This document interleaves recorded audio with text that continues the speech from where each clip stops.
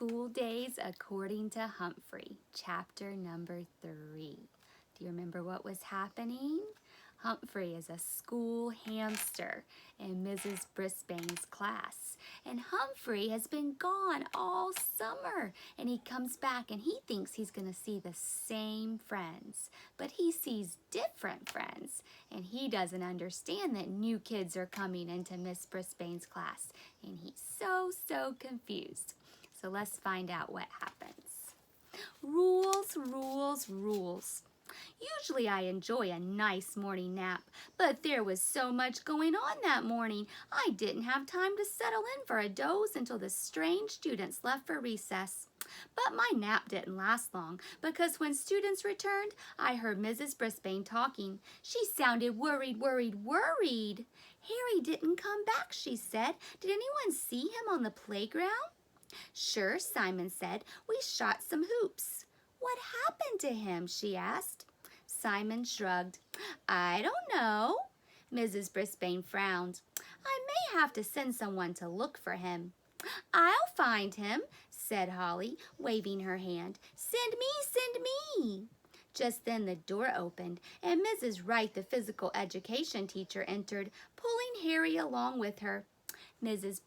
Brisbane, I believe that Harry is your student, she said. I found him on the playground loitering. Loitering? Was that a new word? I wish I had a dictionary in my cage. Then Mrs. Wright asked, when the bell rings, students should not dawdle. Dawdle? That was a funny word, too. I thought that his teacher solved his problem last year. Mrs. Wright said she noticed the silver whistle around her neck, and I crossed my paws that she wouldn't blow it. But I see she didn't. Harry, why were you late? Said Mrs. Brisbane. Did you hear the bell? Harry nodded. Did you see the other students lining up to come inside? She continued. Harry nodded again. Yes, and I was about to get in line when I noticed this cool anthill near my foot, and I almost stepped on it, and it was the biggest one I ever saw. So you lost track of time, Mrs. Brisbane asked. Yes, Harry said. Mrs. Wright shook her head, dawdling. Very well, we'll take your seat, Mrs. Brisbane told Harry. Next time, get right in line. We do have rules, Mrs. Brisbane, Mrs. Wright said. I hope your students obey them. Mrs. Brisbane waited for Mrs. Wright to leave, and then she said, speaking of rules, I think it's time for us to go over the rules of this classroom. None too soon, I thought. There was nothing too surprising about the rules Mrs. Brisbane had printed on the board earlier that morning. Follow directions as soon as they are given. Raise your hand and wait to be called on before speaking. Stay in your seat while the teacher is teaching. Keep your hands and legs and other objects to yourself. Walk inside the school and use your inside voices. And treat people the way you would like to be treated. As I read the rules, I wondered how good I was at following them. I try to follow the teacher's directions, but what can I do if no one gives directions? For example, what if no one tells me to bring a summer box to school? Still, those rules got me thinking.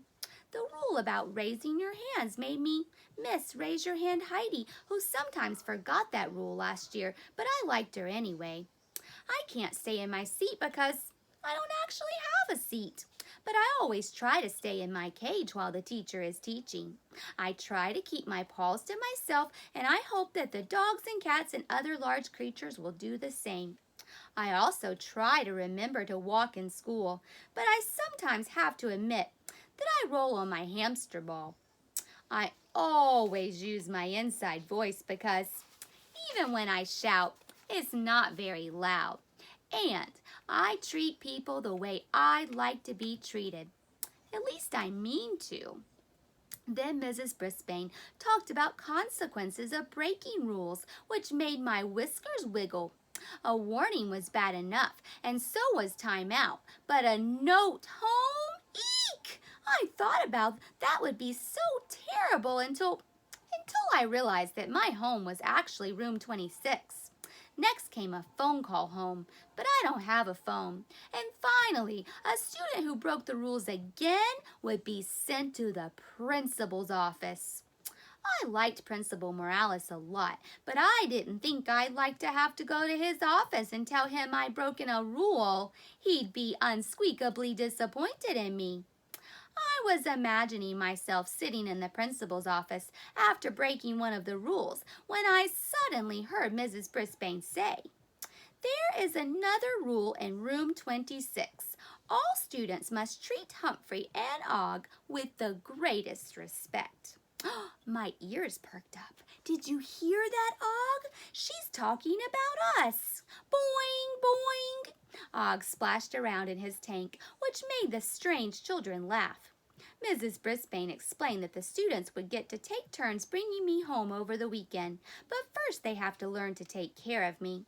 And while Og stayed in the classroom on the weekends, because he doesn't need to be fed as often as I did, they would learn how to take care of him as well. Then the teachers gathered the new group around my cage and put on gloves so she could show them how to clean my cage. "Who wants to hold Humphrey?" she asked. Not surprisingly, lots of the new students volunteered. Mrs. Brisbane slowly and gently picked me up. "Never poke your finger in the cage," she told students. "Give Humphrey time to get used to you." "Will he bite?" Phoebe asked nervously. "No way," I squeaked. "Humphrey hasn't bitten anyone yet, but if someone poked a finger in his face, I wouldn't blame him," Mrs. Brisbane said. "When I had a hamster, he bit my finger," Joey said, "but my mom said it was because he thought I was a carrot." Mrs. Brisbane nodded. "And if you don't wash your hands before handling a hamster, he might smell food that you've eaten and think you're something to eat too." I don't like to disagree with the teacher, but first of all, many humans have hands that don't smell like anything that I'd want to eat. And I'm smart enough to tell the difference between a carrot and a finger. "Let's see.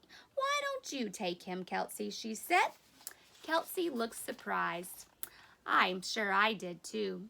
Kelsey looked like a nice girl, but it did seem as if she could be a little more careful. "Hold him in your hand just like this." Mrs. Brisbane transferred me to Kelsey's outstretched hand.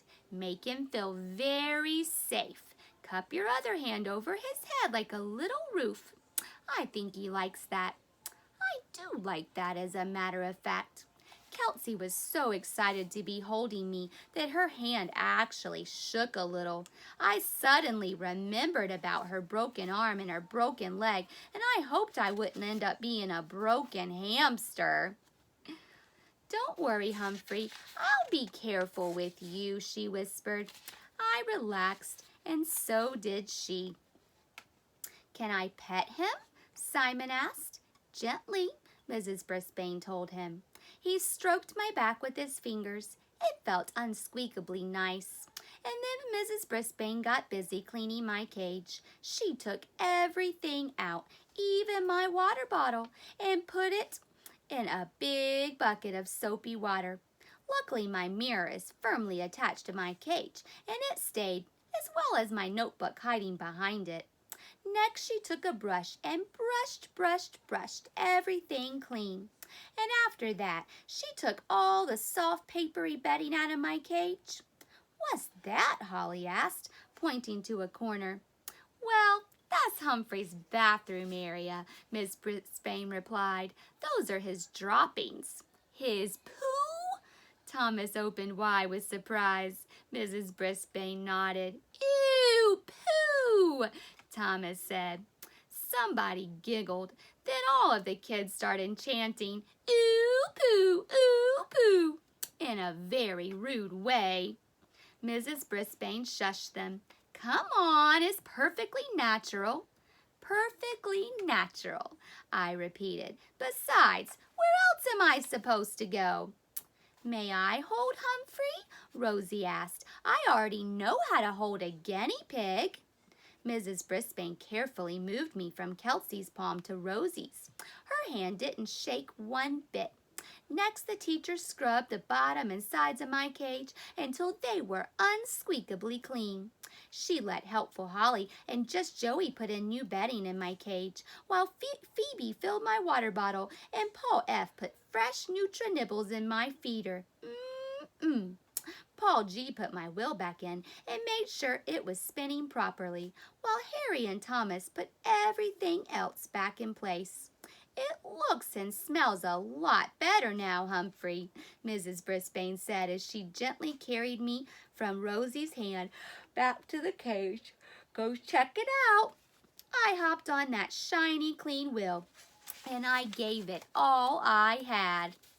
Look at Humphrey go, Thomas T. True cried out. He must be going 1,000,000 miles an hour.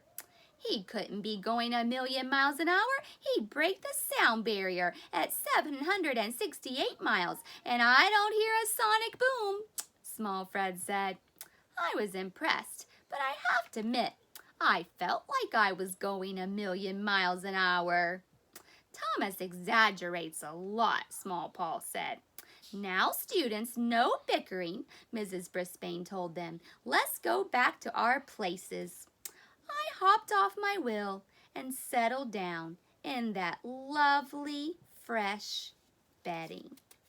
And we're going to stop right there, and we'll read part 2 tomorrow.